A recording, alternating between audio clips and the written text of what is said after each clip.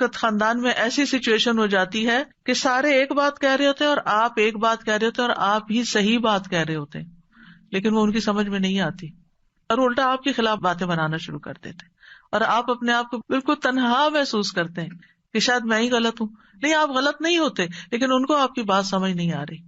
تو وہ جو ایک تنہائی کا سا یا لونلی نیس کا یا ایک اکیلے پن کا احساس ہوتا ہے، کوئی بھی میرے ساتھ نہیں، کوئی بھی میرا ساتھ نہیں دے رہا، کوئی بھی میری مدد نہیں کر رہا، کوئی بھی مجھے سپورٹ نہیں دے گا، تو پھر دل نہیں ٹوٹنا چاہیے. کوئی بات نہیں، اللہ ہے نا، اللہ کافی ہے مجھے.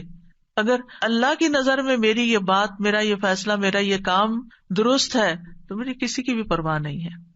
تو انسان غنی ہو جاتا ہے، اللہ اس کو بے پرواہ کر دیتا ہے، اللہ اس کے دل سے غم دور کر دیتا ہے، اللہ لوگوں کے چھوڑنے کا غم اس سے ہٹا دیتا ہے کہ کوئی بات نہیں. بعض اوقات آپ کو کوئی بڑا اہم کام کرنا ہوتا ہے، کوئی اچھا پروجیکٹ لے کے آپ چلتے ہیں، آپ ایک دوست سے بات کرتے ہو، کہتے ہیں یہ دیوانگی ہے، ایسی تمہارا خیال ہے، دوسری سجیشن وہ بھی کوئی کام کی نہیں، تیسری وہ بھی، آپ سوچتے ہیں کہ کسی کو میری بات ہی نہیں سمجھ آتی، کوئی میرا ساتھ ہی دینے کو تیار نہیں. ایسے تمام دل ٹوٹنے والے ٹائمز پر حسبی اللہ و نعم الوکیل، اگر میں ایک خیر کا کام لے کر چلی ہوں تو اللہ میری مدد کرنے والا ہے. کیونکہ ہم دیکھیے کہ دنیا میں بڑے کام صرف ان لوگوں نے کیے ہیں جن کا حوصلہ بلند ہوتا ہے، جن کا توکل پھر اللہ کی ذات پر ہوتا ہے کہ یہ ہوگا، اللہ کرے گا، کرنے والا اللہ ہے. میں طریقہ کروں گی، سبب اختیار کروں گی، محنت کروں گی، لیکن برکتیں اور رحمتیں تو اللہ ہی کی طرف، فضل تو اللہ کی طرف. اللہ ذو فضل عظیم، بڑا فضل تو اللہ کے پاس ہے. ہم لوگوں کے ہاتھوں کی طرف دیکھتے ہیں، لوگوں کے خزانے کی طرف دیکھتے ہیں، اصل خزانوں کا مالک کون ہے اور ان لوگوں کا بھی مالک کون ہے؟ وہ بھی اللہ ہے. ان کے دل بھی اللہ کے ہاتھ میں، وہی انہیں توفیق دے گا تو خیر کے کام میں ساتھ دیں گے، نہیں تو نہیں دیں گے. تو کوئی بھی ایسا موقع جہاں آپ کے اپنے پیارے آپ کا ساتھ نہ دیں، وہاں بھی دل چھوٹا نہ کریں، وہاں بھی آپ کا دل نہیں ٹوٹنا چاہیے، کیونکہ اللہ آپ کے ساتھ ہے. تو فَإِن تَوَلَّوْا، اگر یہ منہ موڑ جائیں، آپ کا ساتھ نہ دیں، تو آپ حسبی اللہ کہیں، لا الہ الا ہو کہیں، علیہ توکلت کہیں، وہو رب العرش العظیم کہیں. ایک چھوٹی سی دعا کے اندر ہر پارٹ جو ہے اس کا بہت پاورفل ہے.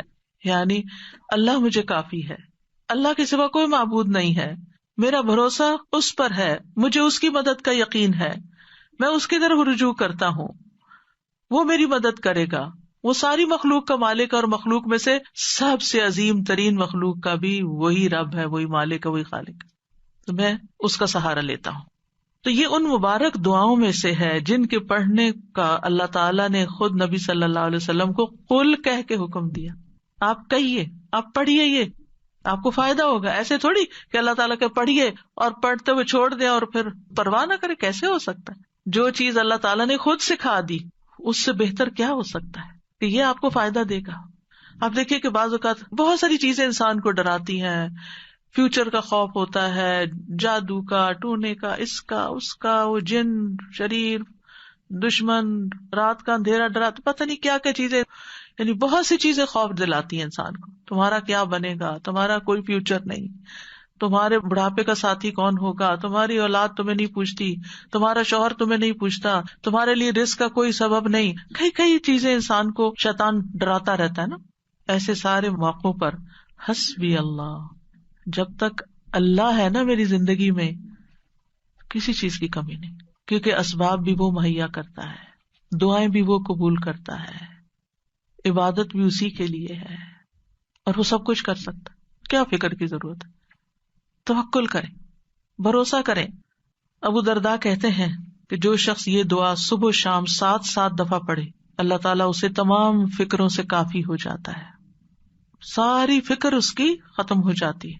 اور جب آپ پڑھیں نا تو اس طرح سوچ کے پڑھیں، حسبی اللہ لا الہ الا ہوا علیہ توکلت وہو رب العرش العظیم. جو بھی نیکی کا کام آپ کرنا چاہیں، کیونکہ کچھ لوگوں کا حال یہ ہوتا ہے جب ان سے کچھ بھی کہا جاتا ہے نہیں کر لو، کہتے ہیں میں نہیں کر سکتا، آئی ڈونٹ تھنک کہ میں اس قابل ہوں، میں اس قابل نہیں، مجھ سے نہیں ہوگا، میرا نہیں خیال میں کر پاؤں گی، مجھے نہیں لگتا کہ میں یہ پڑھ پاؤں گی یا وہ کر لوں گی. ایسے جملے ہی زبان سے نہ نکالیں. اس وقت کیا کریں، اللہ کی مدد ہوگی تو انشاءاللہ میں کر لوں گی، اللہ میری مدد کرے گا. حسبی اللہ لا الہ الا اللہ اللہ ہے نا, اللہ کروائے گا.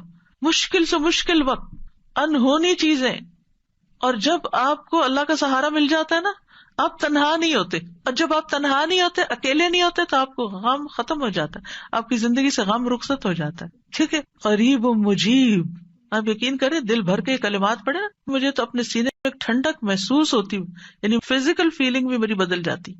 وہ قریب ہے, اس سے زیادہ تو کوئی قریب ہمارے ہو ہی نہیں سکتا. ہم انسانوں کو قریب سمجھتے ہیں, نہیں, ان کی تو اپنی بہت سی مشکلات ہیں, وہ تو اپنے لیے بھی کافی نہیں ہے, ہمارے لیے کہاں ہوں گے.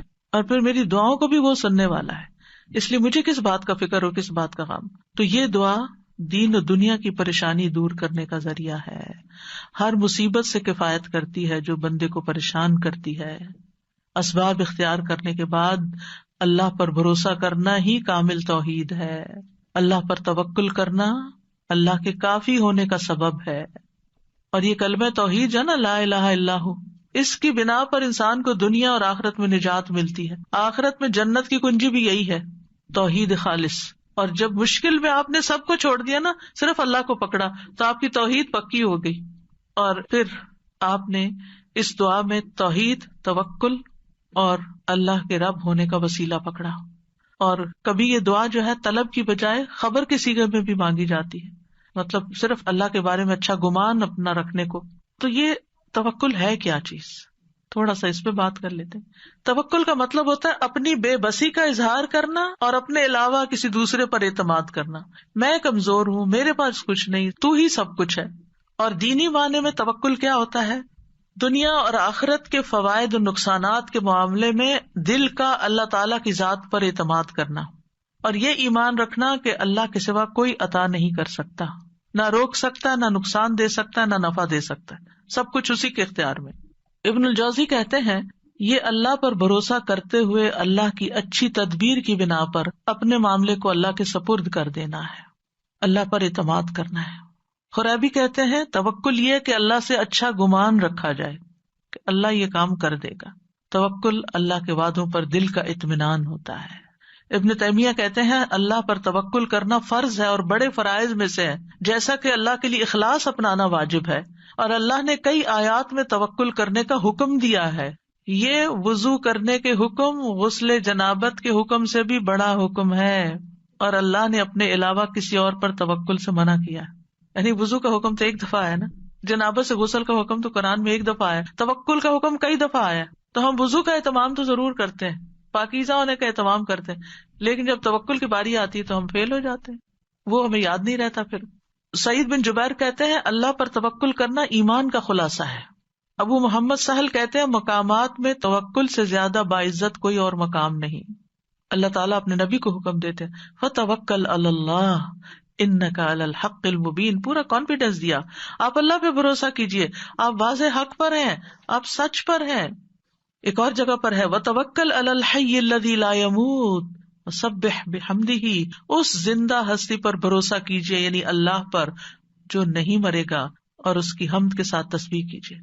ہم کس پر بھروسہ کر رہے ہوتے ہیں؟ انسانوں پر جو کہ ختم ہو جانے والے. مومنوں کو حکم دیا وَعَلَى اللَّهِ فَلْيَتَوَكَّلِ الْمُتَوَكِّلُونَ, وہ توکل کرنے والوں کو اللہ پر توکل کرنا چاہیے.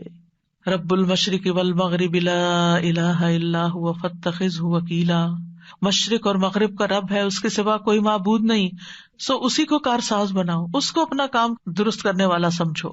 توکل اللہ پر ایمان ہونے کی علامت ہے. توکل وہی کر سکتا ہے جس کا اللہ پر ایمان ہو. جس کے پاس ایمان نہیں اس کا توکل بھی نہیں ہوتا. جتنا ایمان زیادہ ہوگا اتنا توکل زیادہ ہوگا, جتنا ایمان کم ہوگا اتنا توکل کم ہوگا, جتنا توکل کم ہوگا اتنا ایمان کم ہوگا, جتنا توکل بڑھے گا اتنا ایمان بڑھے گا. دونوں لازم ملزوم ساتھ ساتھ بڑھتے جاتے ہیں. یہ اسلام لانے کا تقاضا ہے.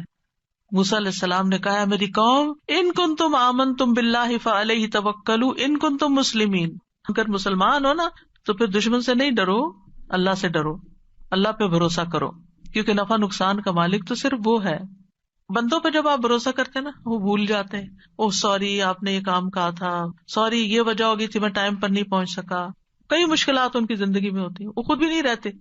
لیکن اگر آپ اللہ پہ بھروسہ کرتے ہیں تو اللہ تعالیٰ کو ہمیشہ ہے, ہمیشہ رہے گا, اور وہ ہمیشہ مدد کر سکتا ہے. حالات تبدیل ہوتے رہتے ہیں، لوگ آپ کی زندگی میں تبدیل ہوتے رہتے ہیں، جگہیں تبدیل ہوتی رہتی ہیں، سچویشن تبدیل ہوتے رہتے ہیں، لوگوں کی لائلٹیز تبدیل ہوتی رہتی ہیں، لوگوں کے دل بدلتے رہتے ہیں، مالی حالات بدلتے رہتے ہیں. اس دنیا میں ہر لمحہ ایک چینج آ رہا ہوتا ہے، غیر محسوس چینج، اور بعض اوقات ہم اس کو ٹیکل نہیں کر سکتے کیونکہ ہمارے اندر بھروسہ نہیں ہوتا، توکل نہیں ہوتا. جو توکل کرتا ہے وہ ہر تبدیلی کے اندر کام ہوتا ہے. موسم بدل رہا ہے، کوئی بات نہیں، کوئی بھی چیز پسند کے خلاف، کوئی بات نہیں، سب ٹھیک ہو جائے گا. تو اللہ سبحانہ وتعالی نہ ہم سے غافل ہے اور نہ ہی ہم سے دور ہے، اس لیے کسی اور کو کارساز بنانے کی بجائے اسی کو سہارا سمجھا جائے، کیونکہ جو اللہ کے سوا دوسروں کو سہارا بناتا ہے تو ایسے سہارے کمزور ہوتے ہیں. مکڑی کا گھر، اس کی مثال دی گئی قرآن میں. تو ہر کام کا ارادہ کرنے کے بعد اللہ پہ بھروسہ کرے. فَإِذَا عَزَمْتَ فَتَوَكَّلْ عَلَى اللَّهِ، عزم کر لیا توکل اللہ پر. لوگوں کا ڈر ہو تو بھی توکل اللہ پر، لوگ منہ موڑ رہے ہو تو توکل اللہ پر، کوئی چیز غم زدہ کرتی ہے توکل اللہ پر، جان کو خوف لاحق ہے توکل اللہ پر. جیسے جادوگروں نے کہا تھا فرعون کے مقابلے میں، فَاقْضِ مَا أَنْتَ قَاضٍ، جو فیصلہ کرنا کر لو، ہم تو اللہ کی طرف جانے والے، تم ہمارا کیا بگاڑ لو گے. جادوگر تھے، کس حرام کام میں پڑے ہوئے تھے، ایمان آیا کہاں پہنچ گئے، سارا ڈر ہی نکل گیا اندر سے. جب کسی کی سازشوں کا علم ہو، کوئی چالیں چل رہا ہے ہمارے خلاف، توکل اللہ پہ، کیونکہ ہم نہیں نبٹ سکتے لوگوں کی چالاکیوں سے، اللہ نبٹنے والا کافی ہے. دشمنوں کا خوف ہو، کوئی بھی مدد اور نصرت چاہیے، توکل اللہ پہ. کوئی اذیت دے، کوئی تکلیف دے، کوئی پریشان کرے، جہاں سے آپ کو خوف لائق رہتا ہے، اب پتہ نہیں یہ میرے ساتھ کیا کرے گا، اس نے پہلے بھی جادو کیا تھا مجھ پہ، وہ بڑا مشکل ٹوٹا، اب پھر یہ پھر کر دے گا مجھ پہ. نہیں، عام طور پہ لوگوں کی یہ ذہنی کیفیت رہتی ہے نا، وہ فلاں آیا تھا نا، مجھے نظر لگ گئی تھی، اب یہ پھر آ گیا ہے، اب پھر یہ کچھ کر کے جائے گا. نہیں، مت ڈریں، اللہ کافی ہے. جب ایسا کوئی خوف آنے لگے، حسبی اللہ و نعم الوکیل، کوئی کچھ بھی نہیں کر سکتا، اللہ ہے نا بس. اگر کوئی الزام لگائے آپ پر، آپ کو کوئی جھوٹا کہے، کوئی اور طرح سے تنگ کرے، تکلیف دے، تو اللہ پہ بھروسہ کرے کہ اللہ تو کافی ہو جائے ان سے مجھ کو. پھر اسی طرح بعض اوقات انسان کو کچھ کمپرومائز کرنے پڑتے ہیں، کسی کے ساتھ صلح کرنی پڑتی ہے، کچھ اپنے حق چھوڑنے پڑتے ہیں. بعض اوقات آپ لیٹ گو کر دیتے ہیں اپنا کوئی حصہ کہ اپنے بہن بھائی سے لڑائی ختم کر کے، تو پھر آپ سوچتے میرا کیا ہوگا. تو اللہ پہ توکل ہے، اللہ کافی ہے، اللہ مجھے کہیں اور سے دے گا. میں نے اللہ کی خاطر چھوڑا ہے نا، اللہ اس سے کئی گنا زیادہ لوٹائے گا، کیونکہ اللہ کی خاطر یہ کیا ہے میں نے. پھر اسی طرح کوئی بدشگونی ہوتی ہے، کتنی چیزیں ہیں بدشگونی کی جسے لوگ ڈراتے ہیں، کالی بلی سے، پتہ نہیں اور کس کس سے، یہ رستہ کاٹ گئی، وہ فلاں نظر آ گیا. ان ساری بدشگونیوں کا مقابلہ بھی جہاں سپرسٹیشنز ہو، جہاں وہم، کیونکہ بعض لوگوں کو وہم ہی کھایا جاتا ہے، ہونا ہوانا کچھ نہیں ہوتا، یہ ان کا صرف خیال ہوتا ہے. یہ نہ ہو جائے، میں گھر سے نکلی ہوں گاڑی لے کر، پتہ نہیں کوئی ایکسیڈنٹ نہ ہو جائے، یہ جہاز پہ بیٹھنے لگی ہوں، پتہ نہیں اس کا کریش ہی نہ ہو جائے. یعنی کوئی نہ کوئی ایسی باتیں انسان کے دل میں شیطان ڈالتا رہتا ہے کہ جس سے وہ انجوائے کرنے کی بجائے اس سچویشن کو صرف خوف زدہ رہتا ہے. تو ایسے تمام توہمات، ایسی تمام خوف زدہ کرنے والی باتیں، ان کے لیے کیا کریں؟ اللہ پہ توکل کریں. پھر اسی طرح آخری زمانے کے جو فتنے ہیں، دجال کا آنا ہے، ان سب مواقع پر بھی اللہ پر بھروسہ، اللہ کا دامن تھامے، اللہ کی طرف رجوع کریں. جب نبی صلی اللہ علیہ وسلم نے ایک موقع پر دجال کے بارے میں لوگوں کو آگاہ کیا تو آپ نے فرمایا کہ جب وہ یہ دعویٰ کرے گا نا کہ میں تمہارا رب ہوں، تو جو شخص یہ کہہ دے کہ تو ہمارا رب نہیں، ہمارا رب تو اللہ ہے، ہم اسی پہ توکل کرتے ہیں، اسی کی طرف رجوع کرتے ہیں، اور ہم تیرے شر سے اللہ کی پناہ میں آتے ہیں، تو اس کو اس پر تسلط حاصل نہیں ہوگا، وہ اس کو نہیں پکڑ سکے گا. اس وقت بھی ربنا اللہ علیہ توکلنا وإلیہ انبنا نعوذ باللہ من شرک، یہ اگر کوئی پڑھ لے گا تو دجال اس کا کچھ نہیں بگاڑ سکے گا. تو بہرحال جو لوگ اللہ پہ توکل کرتے ہیں، ایک طرف وہ شر سے بچ جاتے ہیں، دوسری طرف ان کو بہت سے فائدے بھی ہوتے ہیں، اللہ کی محبت ملتی ہے، کیونکہ ان اللہ یحب المتوکلین، اللہ توکل کرنے والوں سے محبت کرتا ہے، اللہ ان کو کافی ہو جاتا ہے. ومن یتوکل علی اللہ فہو حسبہ، جو اللہ پہ توکل کرے گا اللہ اسے کافی ہوگا. وتوکل علی اللہ وکفی باللہ وکیلا، اللہ پہ بھروسہ کریں، اللہ کافی ہے کارساز، پھر آپ کو اس کے سوا کسی کی مدد کی ضرورت بھی نہ رہے گی. توکل انسان کو بہادر بنا دیتا ہے، توکل انسان کو مستقبل کے خوف سے بچاتا ہے، اینگزائٹی سے بچاتا ہے. اینگزائٹی میں یہی ہوتا ہے نا، پتہ نہیں ابھی کیا ہوگا، پتہ نہیں ابھی ہوگا کہ نہیں، پر بے چینی بے قراری، تو توکل آپ کو اطمینان میں ڈال دیتا ہے، شیطان سے حفاظت ملتی ہے، وہم دور ہو جاتے ہیں، آخرت میں بڑا اجر ہے۔ وَلَأَجْرُ الْآخِرَةِ أَكْبَرُ لَوْ كَانُوا يَعْلَمُونَ الَّذِينَ صَبَرُوا وَعَلَىٰ رَبِّهِمْ يَتَوَكَّلُونَ، اور آخرت کا اجر تو بہت بڑا ہے، کاش وہ جانتے ہوتے، جن لوگوں نے صبر کیا اور اپنے رب پر ہی بھروسہ کرتے ہیں، ان کے لیے آخرت میں بہت بڑا اجر ہے، کیونکہ انہوں نے ہر موقع پر اپنی توحید خالص کر لی، اللہ پہ بھروسہ کر لیا، اللہ پہ بھروسہ کر لیا، رزق کا معاملہ ہو، بیماری صحت کا معاملہ ہو، اولاد کا معاملہ ہو، انسانوں کا معاملہ ہو، لوگوں کی پھیلائی ہوئی افواہوں کا معاملہ، کچھ بھی ہو، اللہ کافی ہے مجھے۔ یعنی ایسے لوگ زندگی میں سب سے زیادہ پرسکون ہوتے ہیں جو اپنے معاملات اللہ کے سپرد کر دیتے ہیں۔ تو اس لیے کوئی بھی چیز جب آپ کے دل میں گھبراہٹ ذرا سی بھی ڈالے، فوراً پڑھے حسبنا اللہ و نعم الوکیل، یا حسبی اللہ و نعم الوکیل، حسبی اللہ لا الہ الا ہوا علیہ توکلت وہو رب العرش العظیم۔